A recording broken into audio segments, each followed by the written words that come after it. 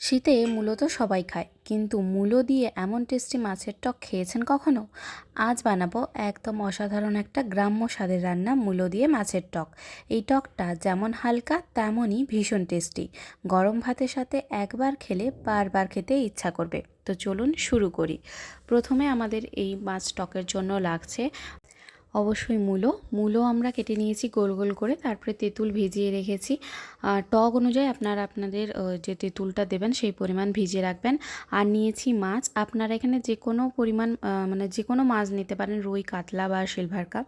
আর নিয়েছি লবণ, হলুদ, লঙ্কা গুঁড়ো, 5 ফোড়ন লঙ্কা আর চিনি। এবারে মাছটাকে ম্যারিনেট করে নেব। প্রথমে লবণ আর হলুদ দিয়ে খুব ভালোভাবে মাছটা আমরা ম্যারিনেট করে নেব। এবারে কড়াই বসিয়ে গ্যাসে, কড়াই গরম হলে সর্ষের তেল দিয়ে মাছগুলো ভেজে নেব। এই মাছগুলো কিন্তু আমরা বেশি কড়া করে ভাজবো না, হালকা এপিট ওপিট সোনালি করে ভেজেই কিন্তু তুলে রাখবো।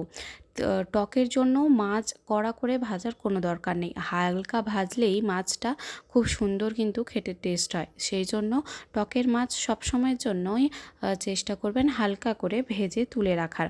এই যে দেখুন একে একে ওপিট আমাদের ভাজা হয়ে গেছে, সেই জন্য আমরা একে একে প্রত্যেকটা মাছ আরেক পিঠ উল্টিয়ে লাল করে ভেজে তুলে রাখবো।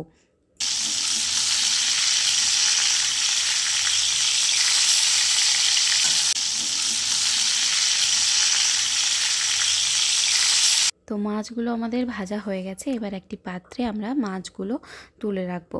প্রত্যেকটা মাছ তুলে রাখার পরই ওই কড়াইতে আমরা যোগ করে দেব শুকনো লঙ্কা ও 5 ফোড়ন। প্রথমে শুকনো লঙ্কা দেওয়ার পর ভাজা হয়ে গেলেই যোগ করব 5 ফোড়ন। 5 ফোড়নটা দিয়ে কিছুক্ষণ নাড়াচাড়া করেই যোগ করে দেব মূলো একটু নাড়াচাড়া করেই যোগ করব পরিমাণ মতো লবণ, সামান্য হলুদ গুঁড়ো আর সামান্য লঙ্কার গুঁড়ো।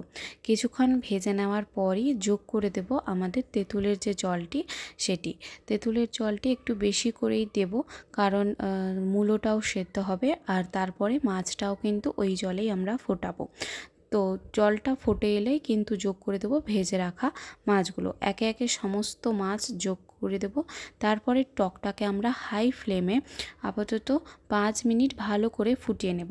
তারপরে চেক করব মূলো সেদ্ধ হয়েছে কিনা। মূলো সেদ্ধ হয়ে গেলে আর জুসটা মাখো মাখো হয়ে এলে বা একটু কমে এলেই কিন্তু যোগ করব পরিমাণ মতো চিনি।